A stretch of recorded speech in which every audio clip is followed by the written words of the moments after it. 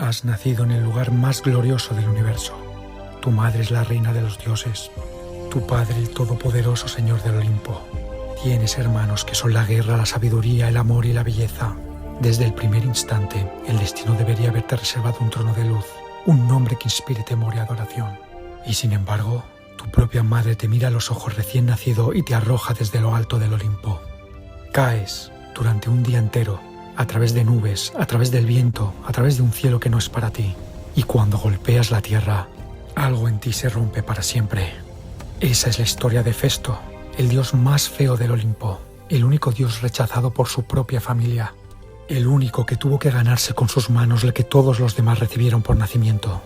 Y también, aunque esto no te lo cuentan en los libros de texto, el más inteligente de todos ellos, el único que se vengó de sus propios padres y salió victorioso. Esta es su historia, y es mucho más oscura, más humana y más extraordinaria de lo que imaginas. Para entender a Hefesto, primero hay que entender el mundo en el que nació. El Olimpo no era un lugar de paz, era una corte divina con todos los vicios de una corte real, intrigas, celos, favoritismos y luchas de poder eternas. Zeus reinaba sobre todos, pero su reinado estaba constantemente amenazado por sus propias decisiones, sus infidelidades y los caprichos de su temperamento. Hera, su esposa legítima, era la reina de los dioses y la personificación de un tipo de poder muy concreto, el de quien tiene el título pero nunca toda la atención. En ese contexto, Hefesto llegó al mundo. Y aquí comienza algo fascinante. Los propios griegos no se ponían de acuerdo sobre cómo había nacido. Existen dos versiones principales y las dos son igualmente reveladoras. La primera versión, la de Homero, nos dice que Hefesto era hijo de Zeus y Hera, un bebé divino como cualquier otro, excepto por una cosa: nació con una cojera. O quizás con una deformidad de los pies. Los textos antiguos no son precisos, pero sí en algo. Había algo en él que no encajaba en la perfección olímpica. Hera, obsesionada con la belleza y la perfección, lo contempló y tomó una decisión que ninguna madre debería ser capaz de tomar. Lo cogió en brazos, caminó hasta el borde del Olimpo y lo soltó.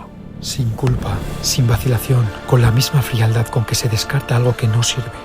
Hefesto cayó durante un día entero, así lo cuenta la Ilíada, hasta que el mar lo recogió. Fue la ninfa marina Tetis quien lo encontró, la misma Tetis que años después sería madre de Aquiles. Ella lo rescató, lo crió en las profundidades del mar y fue allí entre corales y oscuridad donde el pequeño dios aprendió su primer oficio, la artesanía, la forja, la creación. La segunda versión, la de Hesíodo, es aún más inquietante. En esta lectura, Hefesto no es hijo de Zeus, es hijo únicamente de Hera, lo cual suena extraño, pero tiene una lógica mítica perfecta. Hera, furiosa por las infidelidades constantes de Zeus y por el hecho de que éste había engendrado a Atenea él solo, haciéndola nacer de su propia cabeza, decidió demostrar que ella también podía crear vida sin necesitar a nadie. Y lo hizo, creó a Hefesto por sí sola, por pura voluntad y poder divino. Pero el resultado la decepcionó. El niño era débil, o feo, o simplemente no era lo que ella había imaginado cuando buscaba demostrar su poder. Y entonces hizo lo mismo, lo lanzó desde el Olimpo. Piénsalo un momento, en ambas versiones una madre rechaza a su hijo.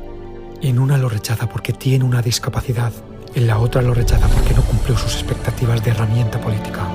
Los griegos contaban ambas historias sin decidirse por una, y quizás eso era deliberado, porque lo que importaba no era el detalle exacto, lo que importaba era el mensaje.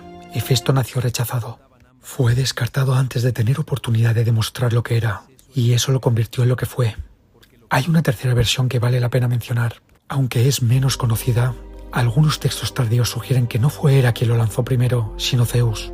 En esta lectura, Hefesto intentó defender a su madre durante una de las frecuentes peleas matrimoniales del Olimpo, y Zeus, furioso, lo agarró por el pie y lo arrojó desde las alturas. Esta versión explicaría la cojera de otra manera. No fue un defecto de nacimiento, sino la consecuencia de un golpe, de una caída, de la violencia de un padre que no toleraba ser desafiado. Y hay algo terriblemente humano en eso también. Hefesto creció, si es que los dioses crecen, lejos del Olimpo, lejos de la gloria, lejos de los banquetes, lejos de las ninfas y los himnos y las guerras que sus hermanos peleaban con tanto entusiasmo. Él vivía en su taller, y en ese taller, con sus manos, con su mente, con la sola herramienta de su ingenio, construyó algo que ningún dios del Olimpo poseía: habilidad real, maestría verdadera, la capacidad de crear cosas que no existían antes de que él las imaginara. Forjó las armaduras de los dioses, las armas de los héroes, los palacios del Olimpo, los tronos donde se sentaban sus propios jueces.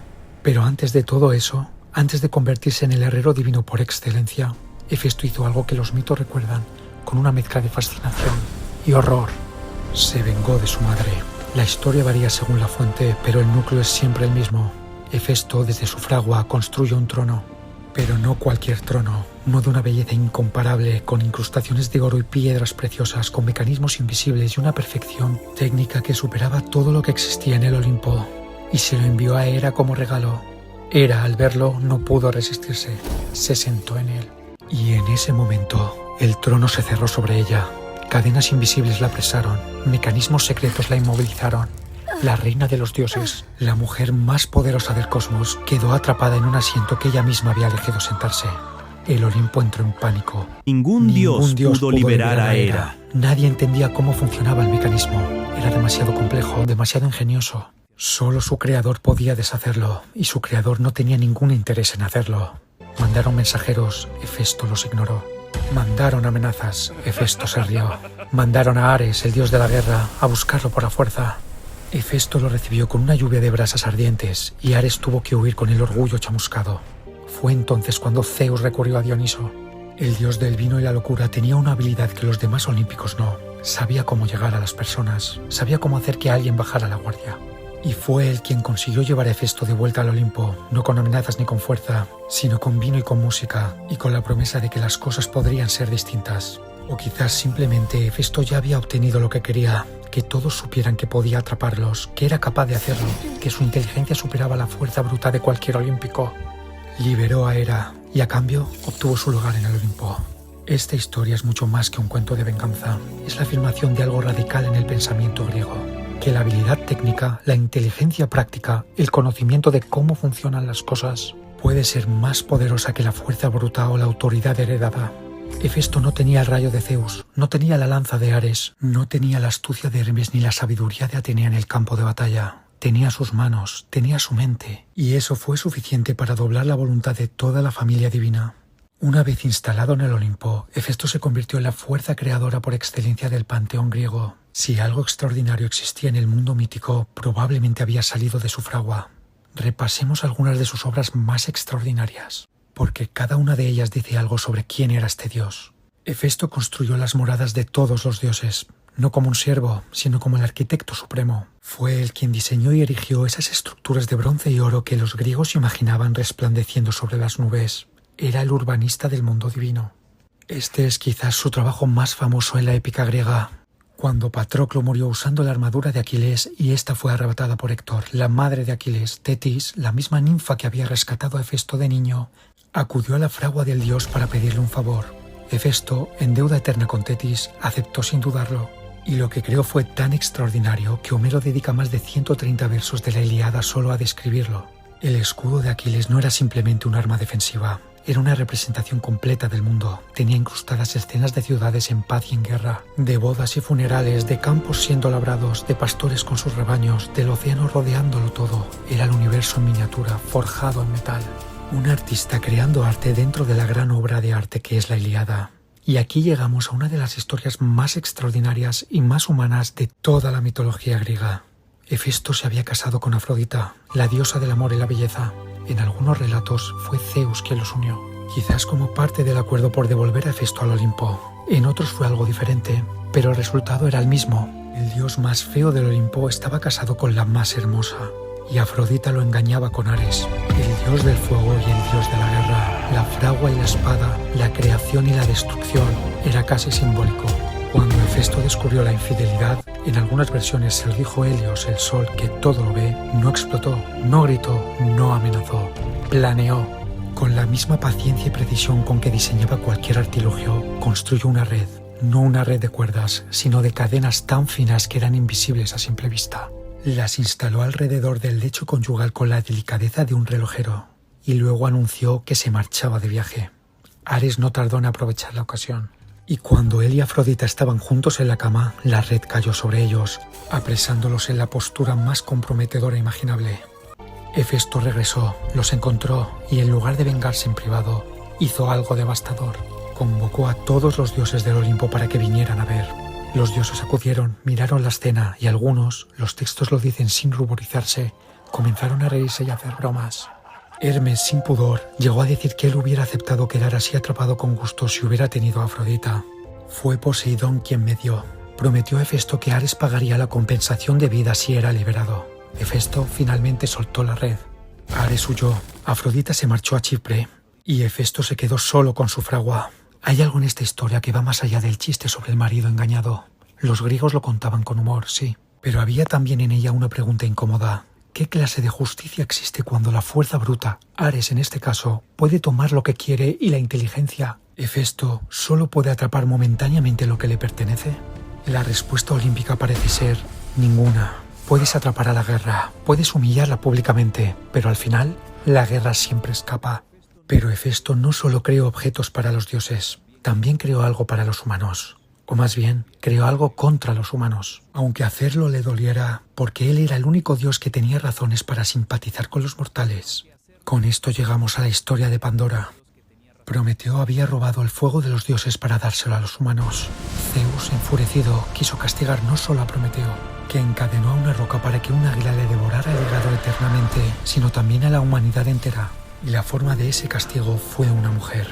Zeus encargó a Hefesto que creara un ser de arcilla y agua, que le diera forma humana, que lo hiciera hermoso y perfecto, y así lo hizo. Hefesto modeló a Pandora con sus propias manos, le dio una belleza comparable a la de las diosas inmortales, y luego los demás dioses añadieron sus propios dones. Atenea le enseñó los oficios, Afrodita derramó gracia sobre ella, Hermes le puso en el pecho la astucia y la mentira. Y después, Pandora recibió una jarra, que siglos más tarde, por un error de traducción, todo el mundo llamaría una caja, con instrucciones de no abrirla nunca. Sabemos cómo termina. Lo que a veces se olvida en esta historia es el papel de Hefesto. Él fue quien creó a Pandora. No fue una creación de amor, como las herramientas que forjaba para sus amigos. Fue una creación de obediencia, de subordinación a la voluntad de Zeus. El dios que había desafiado a su propia madre con una trampa ingeniosa. El dios que había capturado a Ares en una red invisible, el dios que mejor conocía lo que era ser rechazado e injustamente tratado, obedeció y creó el instrumento del sufrimiento humano. ¿Por qué? Quizás porque en el Olimpo, incluso el más rebelde de los dioses tenía límites. Quizás porque Zeus al final era su padre. Quizás porque Hefesto entendía que algunas batallas no se pueden ganar. O quizás, y esto es lo más oscuro, porque incluso él, con toda su empatía, con toda su experiencia de rechazo, era al final un dios. Y los dioses y los humanos, en la mitología griega, siempre están separados por una distancia infranqueable. Aquí hay una paradoja hermosa en la historia de Hefesto. Los dioses del Olimpo lo habían rechazado, su madre lo había lanzado desde el cielo, su esposa le era infiel, sus hermanos lo miraban con esa mezcla de respeto condescendiente que se reserva para el que es útil pero no del todo uno de los nuestros. Y sin embargo, los humanos lo adoraban. No con el miedo con que adoraban a Zeus, no con la devoción ansiosa con que rezaban a Afrodita o a Ares. Lo adoraban con algo más parecido al reconocimiento, a la hermandad, porque Hefesto era el dios del trabajo, de las manos, del esfuerzo, de crear algo donde antes no había nada. En Atenas, el Hefestión, el templo dedicado a Hefesto, era uno de los más importantes de la ciudad. Estaba en el ágora, en el corazón de la vida pública, no escondido en algún promontorio sagrado. Y los artesanos, los herreros, los alfareros, los escultores, todos los que trabajaban con sus manos para dar forma al mundo, lo consideraban su patrón. Había algo democrático en eso, algo subversivo casi. Los otros dioses olímpicos representaban fuerzas abstractas, la guerra, el amor, la sabiduría o el poder de la naturaleza. Hefesto representaba algo más concreto, más cotidiano, la capacidad humana de transformar el mundo a través del trabajo y la inteligencia práctica. En Lemnos, la isla volcánica del Egeo, su culto era especialmente fuerte. No es casualidad, los griegos asociaban los volcanes con sus fraguas. El fuego que salía de la tierra, el calor que podía dar forma al metal, todo eso era Hefesto. En Lemnos incluso existía la tradición de apagar todos los fuegos de la isla una vez al año y esperar a que un barco sagrado trajera el fuego nuevo del dios, purificado y renovado.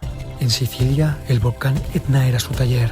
Bajo ese cráter rugiente imaginaban los griegos Hefesto y sus ayudantes, los cíclopes, trabajaban sin descanso, forjando rayos para Zeus, armas para los dioses, maravillas para los héroes. Había incluso fiestas en su honor, las Hefestias y las Calquea, donde se celebraban competencias de artesanía y se honraba el trabajo manual como forma de devoción.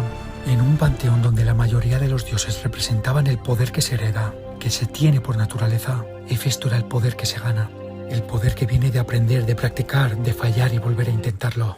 Hemos llegado al final de esta historia, pero antes de cerrar quiero detenerme un momento, porque Hefesto no es simplemente un personaje interesante de la mitología griega, es un arquetipo, un espejo. Él es la historia de todos los que han sido rechazados antes de ser escuchados, de todos los que no encajaban en el ideal de belleza o de perfección en su entorno, de todos los que tuvieron que irse lejos, física o emocionalmente, para encontrar el espacio donde pudieran convertirse en lo que realmente eran. Hefesto no fue al Olimpo y compitió en los términos del Olimpo. No intentó ser más guapo que Apolo, más fuerte que Ares, más sabio que Atenea. Se fue a su fragua y se convirtió en el mejor en lo que él podía ser. Y luego, cuando fue necesario, demostró que ese camino era el más poderoso de lo que nadie había imaginado. Hay algo también extraordinariamente moderno en su figura. Vivimos en un tiempo que venera la innovación, la tecnología, la capacidad de crear cosas que no existían antes. En ese mundo, Hefesto sería el arquetipo perfecto. No el guerrero, no el político, no el orador brillante, el ingeniero, el diseñador, el que entiende cómo funcionan los mecanismos y los usa para construir o cuando es necesario para atrapar.